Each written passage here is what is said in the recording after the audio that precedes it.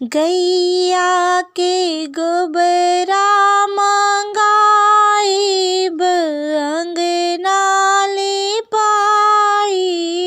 हो। छठी मैया आंगने में कोसिया भराइब छठ गीत गाइब हो छठी मैया आंगने में कोसिया भराइब छठ गीत गाइब हो।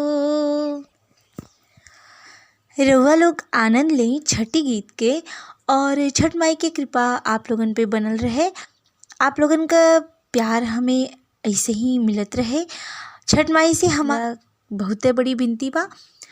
और अगर अभी तक आप लोगों ने हमारे चैनल को सब्सक्राइब नहीं किया है या तो प्लीज़ हमारे चैनल को सब्सक्राइब कर लीजिए, बेल आइकॉन भी प्रेस कर लीजिए दोस्तों।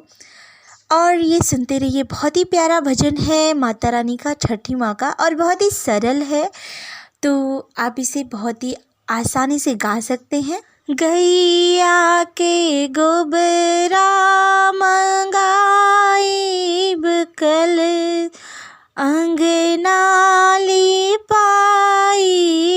हो। हे छठी मैया अंगने में कोसिया भराइब छठी गीत गाइब हो।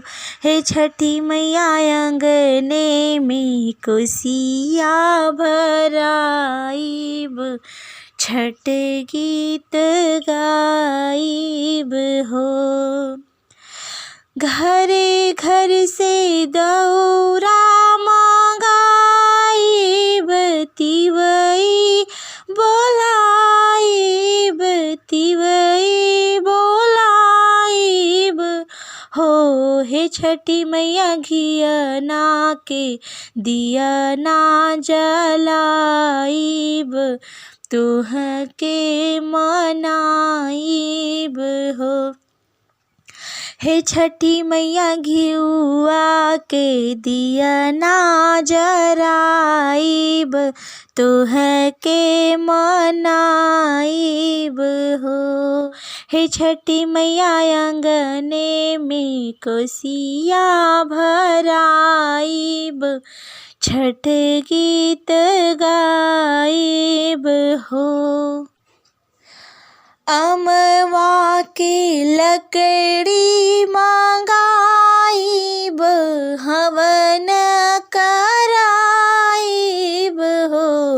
हे छठी मैया उखिया के गठरी बनाइब छठी गीत गाइब हो। हे छठी मैया उखिया के गठरी बनाइब छठी गीत गाइब हो देवी मैया अंगने में कोसिया भराइब छठ गीत गाइब हो।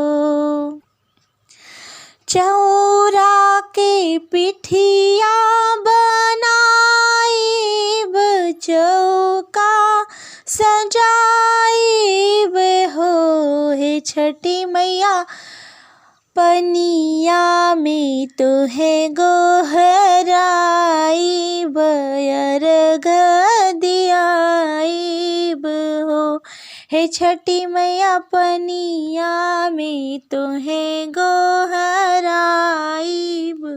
अर्घ दियाइब हो। छठी मैया अंगने में कोसिया भराइब छठी गीत गाइब हो।